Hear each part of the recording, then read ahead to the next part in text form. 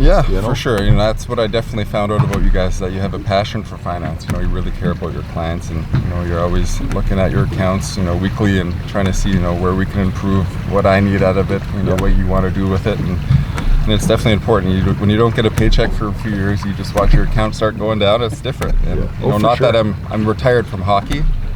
But I'm not retired from work. I'm looking to get into something. I want to find a new passion. I want a reason to wake up in the morning to be a better person, and I think that's what we're going to get into here in the next few months to years.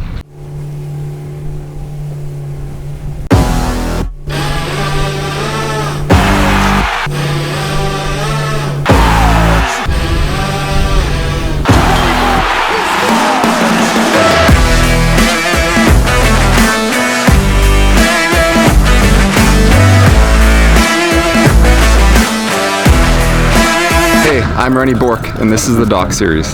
You say it can't be done, but I was born to run. Yeah, I was born for this, been through the storm for this. So if I'm wrong for this, then I'll be gone for this. But if I made it this far, then I can't slack now. You say it can't be done, but I was born to run. Yeah, I was back into the play. The turnover, Clark shoots, scores, tipped in front. He scores.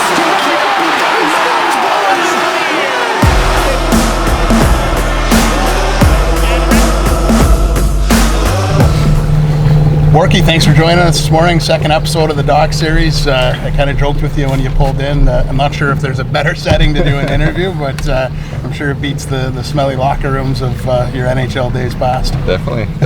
Thanks for having me.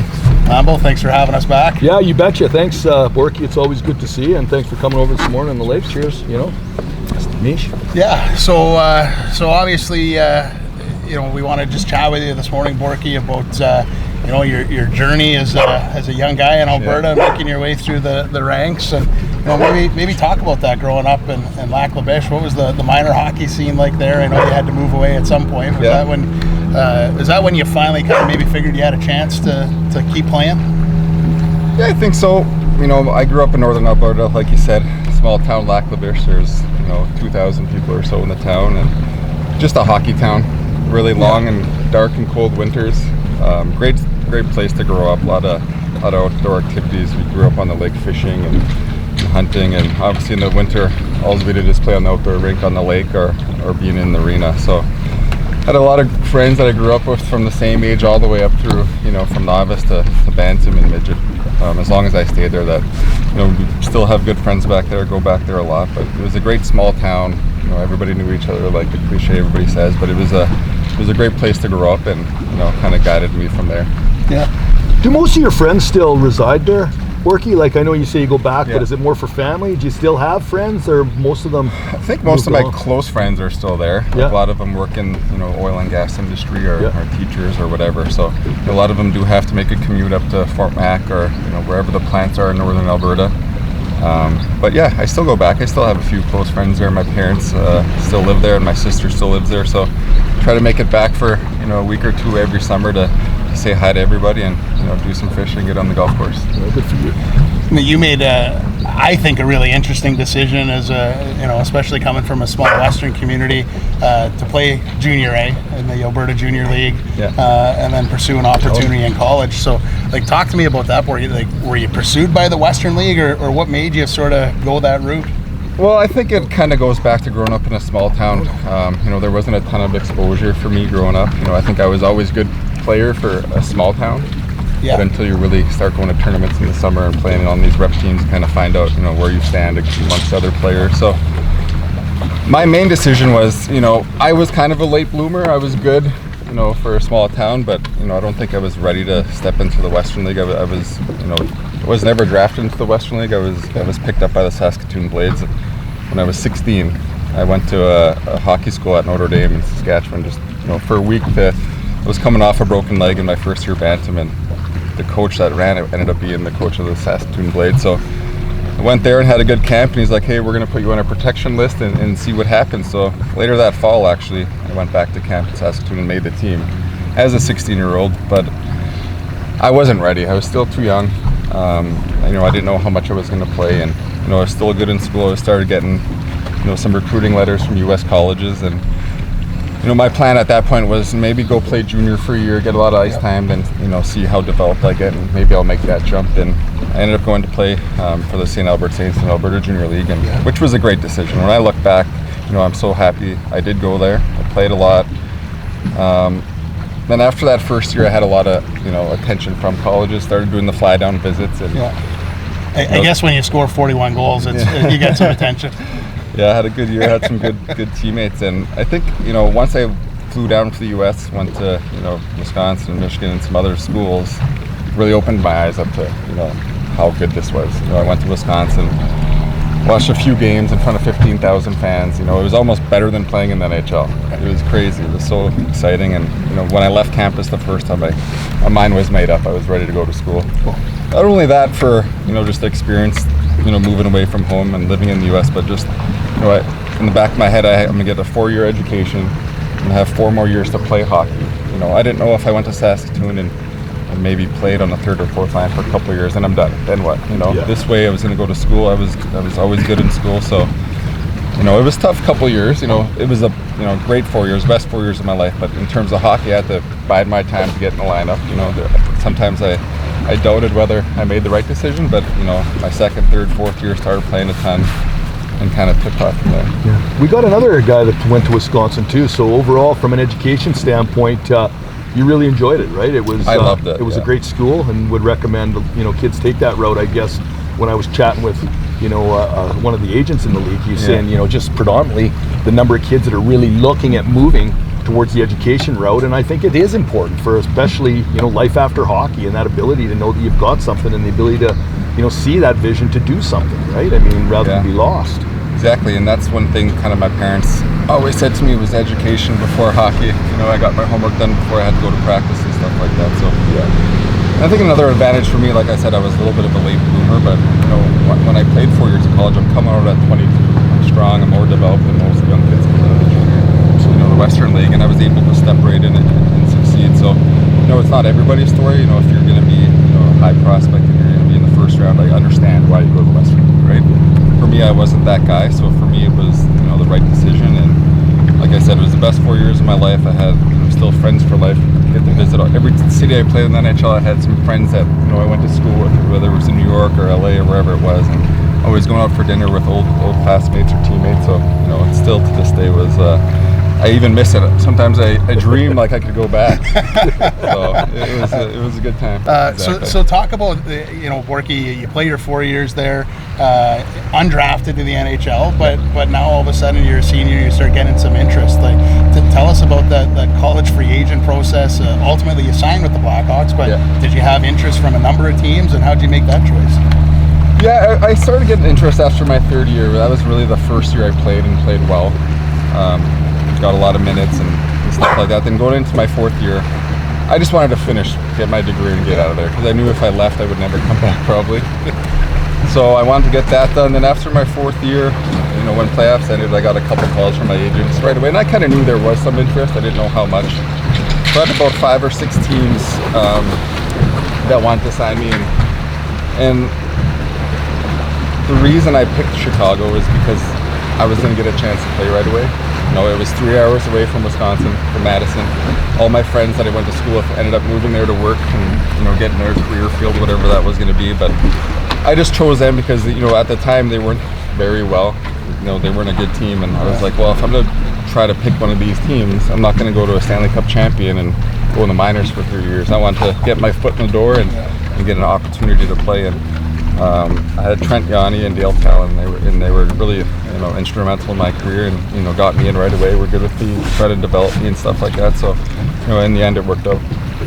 Here's a question maybe now, Bourque. When I look back, since your wife Jana, that you met, Kelowna girl, which I think is awesome, West Kelowna girl, and when you look back, life after hockey and residing in the Okanagan, how's that fared for you? I mean, when you look back, you could have resided anywhere.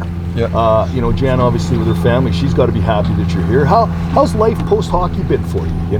How are you feeling today? And in the last few years through everything. Yeah, it's been good. Like you said, my wife grew up here, so when my career was winding down, I lived in Chicago for like 15 years. That was always my home base in the summer, regardless if I was playing with another team or not. And we loved the city, and once we started planning for having a family, we weren't the young couple that was going up downtown and doing all that stuff. So I always wanted to live on a lake. And when we started dating and coming to visit our family out here, I never really spent a lot of time up here growing up.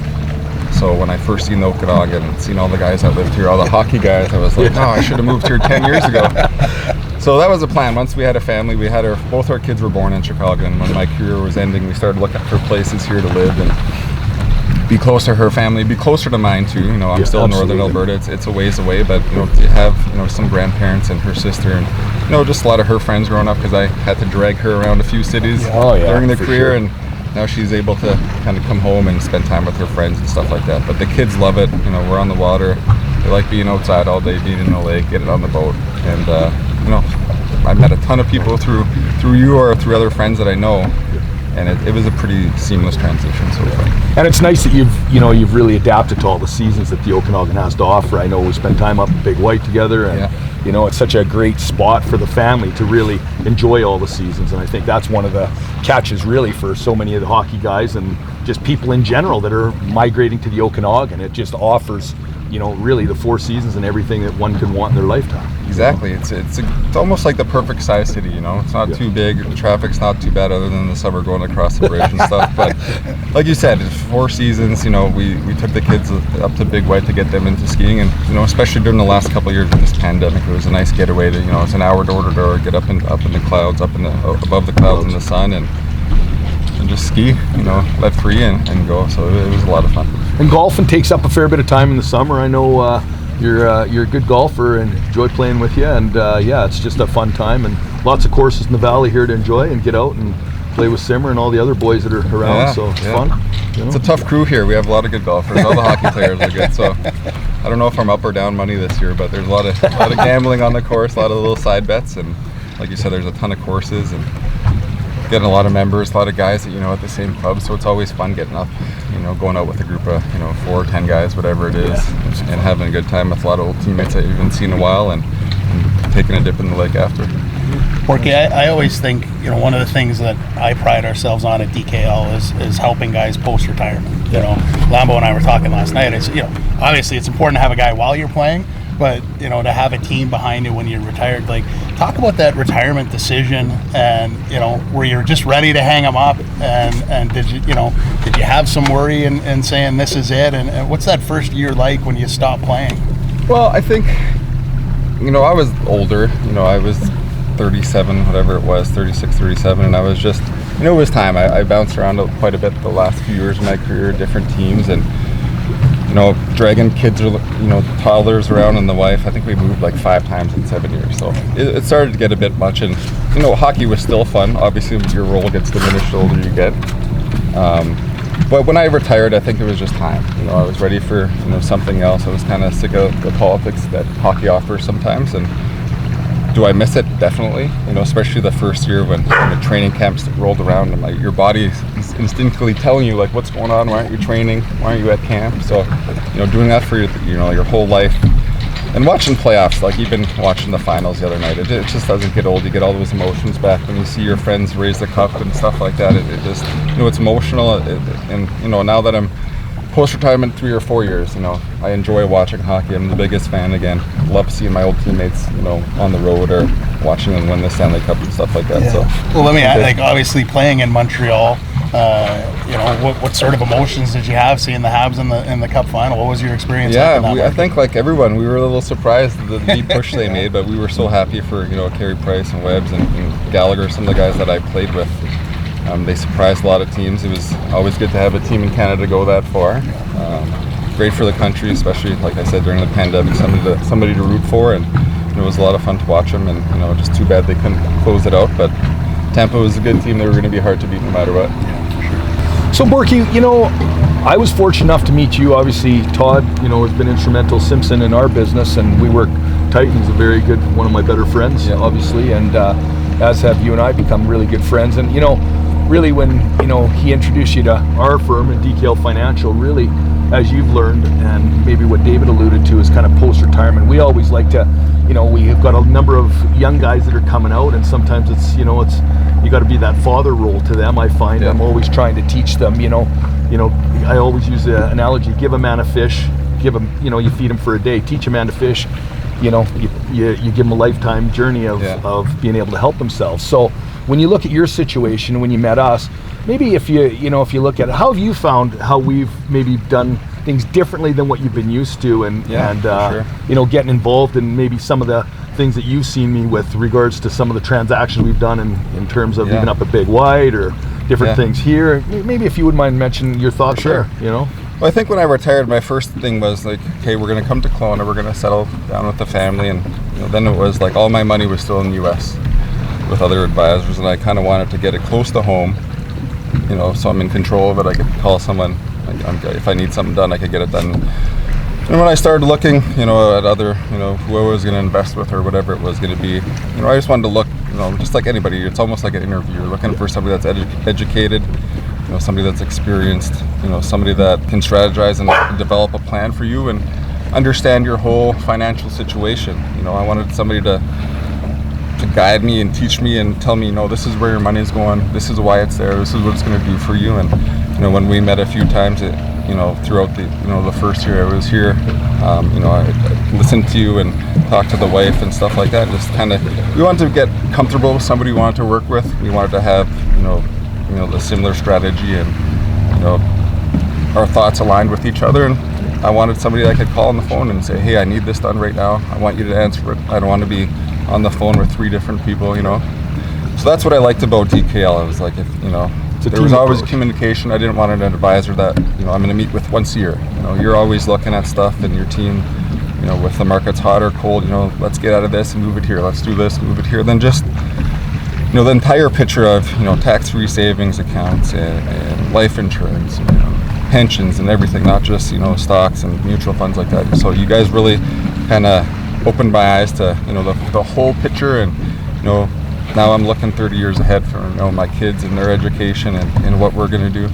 Yeah, and it's important, right? As you know, I appreciate you saying that. I think that's one of the things we want to say, that what we do differently is, it's not, you know, we're not just there for today, we're there for all facets of your life. And you know, it's interesting from our perspective is, you know, DKL has been around 26 years now, and you know, when I look at, you know, I remember clients coming in that were pregnant 24 years ago, 25 years ago, and now I'm starting to deal with their children, and you know, really teaching them those life skills. And like you say, it's the tax, it's the estate, it's the wealth, it's the accounts, it's the lawyers, and you know, the actuaries and the consultants. It's us having everybody there to make sure that, you know what, everything gets handled properly. I mean, when we were talking about your pension, you know, this year we can deal with your NHL pension. You know, there's things there. We really need to make sure that at the end of the day, in that what I call the de-accumulation phase of your life now, where we're at, that we don't have those surprises. I don't ever want those surprises. And Bourque, I think you've seen that with me. I'm very adamant about making sure the cash flow is important and it can be maintained for your lifetime. Yeah, you know? For sure. You know, that's what I definitely found out about you guys, that you have a passion for finance. You know, you really care about your clients, and you know, you're always looking at your accounts, you know, weekly, and trying to see, you know, where we can improve, what I need out of it, you know, what you want to do with it. And it's definitely important. When you don't get a paycheck for a few years, you just watch your account start going down. It's different. And, you know, not that I'm retired from hockey, you know, but I'm not retired from work. I'm, you know, looking to get into something. You know, I want to find a new passion. I want a reason to wake up in the morning to be a better person. And I think, you know, that's what we're going to get into here in the next, you know, few months to years.